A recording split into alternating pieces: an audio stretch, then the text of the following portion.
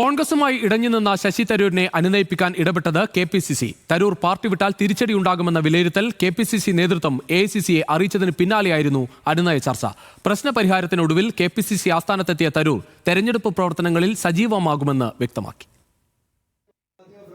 കോൺഗ്രസ് നേതൃത്വം നിരന്തരം അവഗണിക്കുന്നുവെന്നാരോപിച്ചാണ് ശശി തരൂർ പാർട്ടിയുമായി അകൽച്ച പാലിച്ചത്. അതൃപ്തി തരൂർ പരോക്ഷമായി പലതവണ സൂചിപ്പിക്കുകയും ചെയ്തിരുന്നു.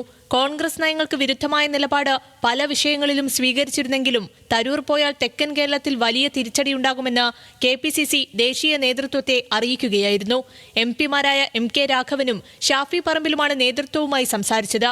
പ്രശ്നപരിഹാരത്തിന് പിന്നാലെ കേരളത്തിലെത്തിയ തരൂർ കെ.പി.സി.സി. ആസ്ഥാനത്ത് സംഘടിപ്പിച്ച മഹാത്മാഗാന്ധി രക്തസാക്ഷി അനുസ്മരണ പരിപാടിയിൽ പങ്കെടുത്തു.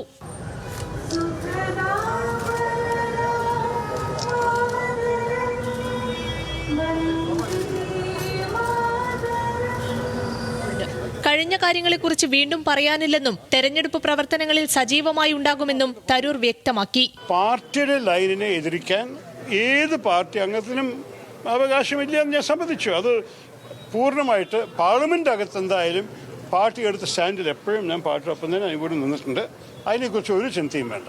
തരൂർ വിശ്വപൗരനെന്ന് പ്രതിപക്ഷ നേതാവ് വി.ഡി. സതീശന്റെ പ്രശംസ. ഈ തെരഞ്ഞെടുപ്പിൽ അദ്ദേഹത്തിന്റെ മുഖം കേരളത്തിലെ 140 നിയോജകമണ്ഡലങ്ങളുണ്ടാവും.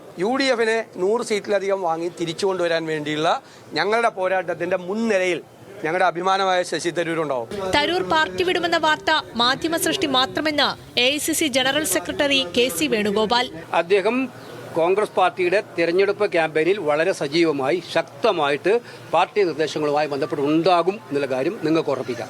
ശശി തരൂർ അടിസ്ഥാന മൂല്യങ്ങളിൽ വിട്ടുവീഴ്ച ചെയ്യാത്ത നേതാവെന്ന് KPCC. Vice president M. Liju hello Malayalam leaders മോർണിംഗിൽ പറഞ്ഞു. ഒരു രാഷ്ട്രീയക്കാരൻ എന്ന തരത്തിലല്ലാതെ അതിനപ്പുറത്ത് മാനങ്ങളുള്ള, അതിനപ്പുറത്ത് പ്രാധാന്യമുള്ള ഒരു വ്യക്തി എന്ന നിലയിൽ അദ്ദേഹത്തിനുണ്ടാകുന്ന ചെറിയ അഭിപ്രായം അല്ലെങ്കിൽ അദ്ദേഹത്തിനുണ്ടാകുന്ന ചെറിയ ബുദ്ധിമുട്ടുകൾക്ക് പോലും വലിയ വാർത്താ പ്രാധാന്യങ്ങൾ ലഭിക്കാറുണ്ട്. പക്ഷേ അദ്ദേഹത്തിന്റെ അടിസ്ഥാന മൂല്യങ്ങൾ ഒരിക്കലും അദ്ദേഹം ഒരു വിട്ടുവീഴ്ച ചെയ്തിട്ടില്ല. തരൂർ സംസ്ഥാനത്ത് സജീവമായതോടെ കൂടുതൽ പരിഗണന നൽകാനാണ് നേതൃത്വത്തിന്റെ തീരുമാനം. പരമാവധി പരിഗണന തരൂരിന് നൽകണമെന്ന് എ.ഐ.സി.സിയും കെ.പി.സി.സിക്ക് നിർദ്ദേശം നൽകിയിട്ടുണ്ട്. ന്യൂസ് മലയാളം, തിരുവനന്തപുരം.